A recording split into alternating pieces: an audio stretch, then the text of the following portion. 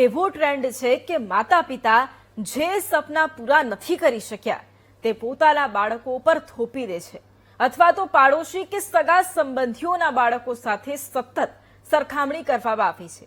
જો પાડોશીનો દીકરો સાયન્સ ભણી અને એન્જિનિયર કે ડોક્ટર બની શકતો હોય તો મારું બાળક આર્ટ્સ કે કોમર્સ કેમ ભણે? આ પ્રકારની માનસિકતા અને દેખાદેખીની સ્પર્ધામાં માસૂમ બાળકો પીસાઈ રહ્યા છે। આ સતત દબાણને કારણે બાળકો માનસિક રીતે ભાંગી પડે છે અને પોતાની જાતને અન્યો કરતા નબળી સમજવા લાગે છે। આવો જ એક આંખ ઉઘાડતો કિસ્સો અમદાવાદથી સામે આવ્યો છે। જોઈએ આ રિપોર્ટ।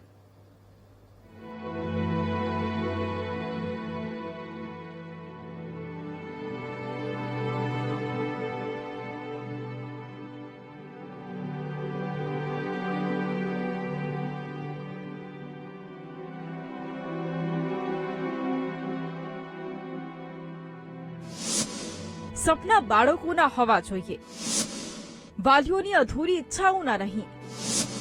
પુસ્તકોનો ભાર વધશે તો ચાલશે, અપેક્ષાઓનો બોજ બાળકને તોડી નાખે છે। આજના ગળાકાપ હરીફાઈના યુગમાં ઘરના સ્ટડી ટેબલ પર મોડી રાત સુધી ચાલતો લેમ્પનો પ્રકાશ માત્ર અભ્યાસનો નથી હોતો, પણ એ બાળકના મનમાં ચાલતા અચંપા અને ભયનો પણ હોય છે। 10મું ધોરણ પાસ કર્યા પછી કિશોરાવસ્થામાં પ્રવેશેલું બાળક જ્યારે પોતાની નજરે દુનિયા જોવાનું અને પોતાના સપનાનું આકાશ કંડારવાનું શરૂ કરે છે, બરાબર એ જ સમયે તેના પર વાલીઓની સામાજિક પ્રતિષ્ઠા અને અધૂરી ઈચ્છાઓનો બોજ લાદી દેવામાં આવે છે। ક્યાંક ચૂકી રહ્યા છે તો દીકરી પણ કંઈક ચૂકી રહી છે। બંનેની વાત સાચી છે। પેરેન્ટ્સ કદાચ પોતાના અધૂરા સ્વપ્ન પૂરા કરવા પ્રયત્ન કરતા હશે, પણ દીકરી પોતાની ક્ષમતાને અનુરૂપ માગણી કરી રહી છે।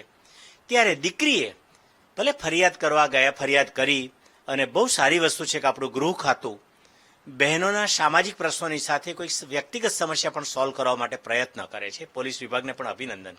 પણ એ દીકરીએ એ માતા પિતા સાથે બેસવું જોઈએ, માતા પિતાએ દીકરીને સાંભળવી જોઈએ, અને સાંભળ્યા પછી જરૂર પડે તો ત્રીજી વ્યક્તિ, શાળાના શિક્ષક, શાળાના આચાર્ય, કોઈ આપણા પરિવારના સભ્ય કે કોઈ સગા સંબંધી, સ્નેહી, પાડોશી એવા હોય કે જેમની પાસે આ બંને વિકલ્પોનું માર્ગદર્શન મળી રહે, એમને મળવું જોઈએ। બાળકનું ભવિષ્ય તેના રસના વિષયમાં, વાલીઓની જીતમાં નહીં। વાત છે અમદાવાદની, જ્યાં 10મું ધોરણ પાસ કર્યા પછી 16 વર્ષની એ દીકરી પોતાના સપના પૂરા કરવા આર્ટ્સ પ્રવાહ પસંદ કરવા માંગતી હતી, પરંતુ તેના પિતા સામાજિક પ્રતિષ્ઠા અથવા સુરક્ષિત ભવિષ્યના નામે તેના પર કોમર્સ રાખવા માટે સતત માનસિક દબાણ કરી રહ્યા હતા।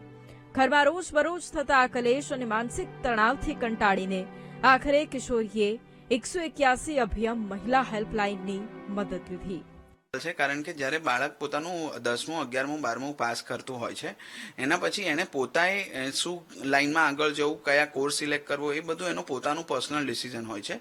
કારણ કે એ એને ગમતો વિષય જો એ સિલેક્ટ કરશે તો એમાં એક કામ કરવું એને ગમશે। કામ ગમે તે હોય પણ સક્સેસ થશે। पर જેમ 3 ઇડિયટનો ડાયલોગ છે કે મેરા બેટા એન્જિનિયર બનેગા, જન્મ હોતે ही उसको फिक्स कर दे, એવી રીતના આપણે આપણા સપનાઓ પૂરા કરવા માટે આપણા છોકરાઓને કરાવડાવતા હોઈએ છીએ, જે વસ્તુ યોગ્ય નથી।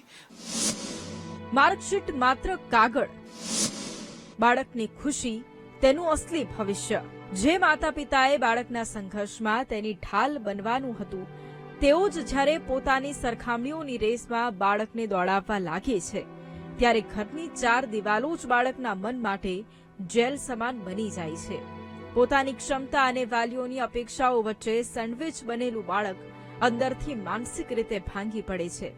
આ જ ગંભીર ચિંતાને વાચા આપતા મનોચિકિત્સકો સ્પષ્ટપણે ચેતવણી આપી રહ્યા છે કે પુસ્તકોની વચ્ચે ગુંગળાતી બાળપણની આ સ્થિતિ આગામી પેઢીને એક ભયાનક માનસિક કટોકટી તરફ ધકેલી રહી છે। કેમેરામેન અજય પટેલ સાથે સંવાદદાતા શુભમ ભટ્ટ, VTV ન્યૂઝ, અમદાવાદ।